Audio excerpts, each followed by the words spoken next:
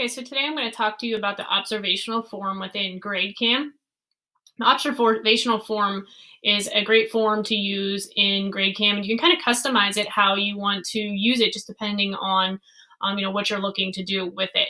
So you can set it up to record grades for individual assignments, or you can set it up to have different criteria for a particular assignment that you want to overall grade cumulatively, but that you want to have different criteria that you're assessing and be able to kind of track that and look at that. So as you see here on the screen, this observational form that I have, I've set it up to record 3 different assignments that I'm recording grades for. So these would be 3 assignments that my students did, and I'm going to record the grade for those, and then I'm going to transfer those into my grade book.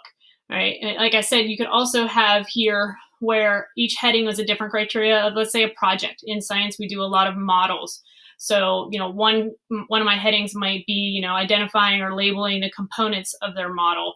Another heading could be, they explanation of the transfer and transformation of energy. And then maybe the last one would be like overall organization or presentation of their model. So I can break down those 3 criteria and put a score for each of them, but also cumulatively get one overall score for the project that I can grade. So here you will see the example of my observational form where I've written down the scores for my students, and I also have notes wrote off to the side there that you can, which is really nice about the GradeCam form, because I can write anything I want in there, feedback, make notes, why I'm subtracting points, whatever it might be, and it doesn't affect the scanning of the form. So you have that all right in one place for you as the teacher to be able to, if a student asks you why they missed points, you can go refer to this, or maybe you're providing them with feedback in the feedback bubble of GradeCam or somewhere else in Google Classroom or whatever it might be. So you have that there for you. So that's really nice to do that. So again, you can use this for many things, grading a particular project using a rubric, participation within class, maybe overall for the week that you're doing something. You can kind of customize it however you would like. So when you get to scanning the form within GradeCam, you would scan it via your GradeCam app on your phone. Your cell phone's the best to use, has the best camera in order to be able to pick up your writing and for GradeCam to read it. So this is what you can see. Here is an example of those scores coming into GradeCam and what it would look like in GradeCam. And then if for some reason it doesn't pick up or it doesn't think it read it right, then it will be highlighted blue and it will say review for you to check. So it's a nice feature that it gives you to go, make sure you go review and make sure this recorded that score correctly for you. When you're in GradeCam and kind of the examples that I've talked about how to use this form, one way that you can make it customizable, and like I did and I've showed and shared with you with the individual assignments, is what you do is you attach personal standards to those particular criteria or those items on the observational form, and then that allows you to transfer, when you transfer the grades, to transfer it by the entire assignment.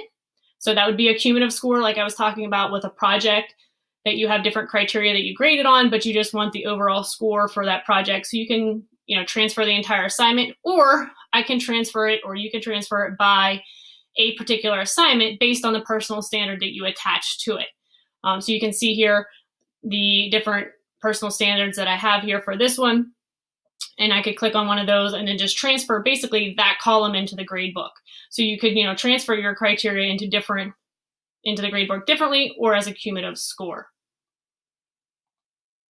Okay, so today I'm going to talk to you about the observational assignment in GradeCam now. So when you choose new assignment, choose observational assignment, then this window will pop up where you can give the assignment a name and however many items you want, up to 6. All right, and then when you come in, then that's when you'll be creating your key. So you can see here, I already have my key created.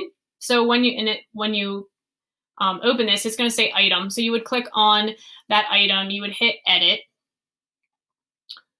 And then this is where you will change the item 1, item 2, item 3, etc. that you have. Then you can customize it and give it a label. So whatever you want. So if you're grading a project and, like I was talking about, looking at identifying or labeling components, I would name that here. And if I was looking at, explanation of the flow and energy of matter, that would be my second item.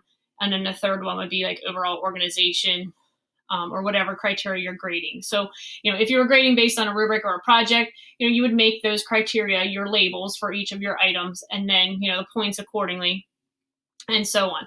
So in this case, I'm using it to record grades for 3 different assignments for the week, so that I have that all on one form, and then I can transfer my grades at the end of the week really quickly and get students their feedback on their assignments. So here I've put my label. Now what I've started doing also is putting the points in parentheses after. So sometimes it's just a reminder to me what the total points is. I'll put that in parentheses, so you don't have to, but that's just some tip that I've kind of picked up on, so it helps me in grading.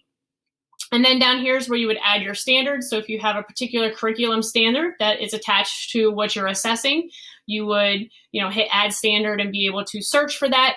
And as you can see here, I've actually put in a personal standard that looks similar to what I've showed you as far as the personal standard settings, and I'll show you where to add that. So if you attach that personal standard, in addition to if you have a curriculum standard, that personal standard is what allows you to use this form the way I've kind of evolved to use it in transferring assignments one at a time to my GradeCam or to my gradebook, instead of transferring the whole cumulative assignment at one time. And then you could go through and do each item and customize it as you see fit there. Okay.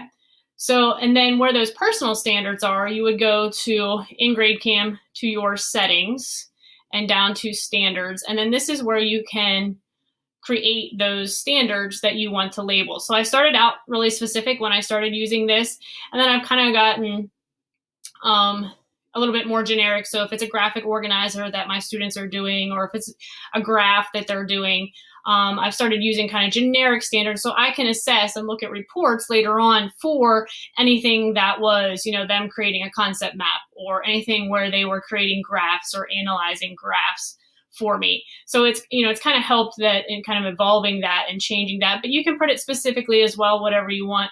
And that's where you're going to attach those personal standards that when you go, and if I look at my scans here,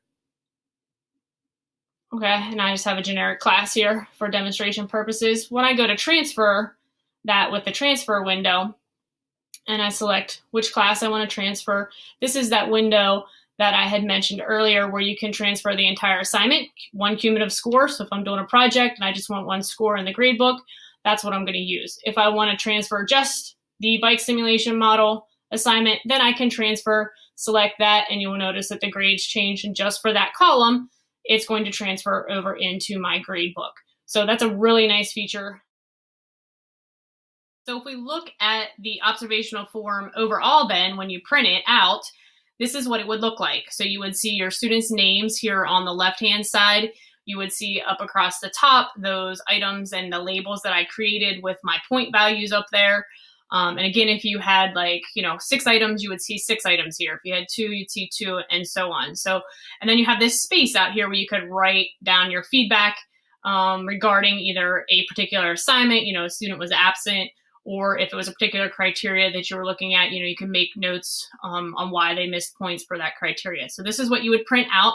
This is what you would use as the teacher to record your grades on and make any notes from. And then this would be the form that you are scanning with your phone using the GradeCam app. I hope this helps show how different ways that you can use the observational form and use it in the classroom.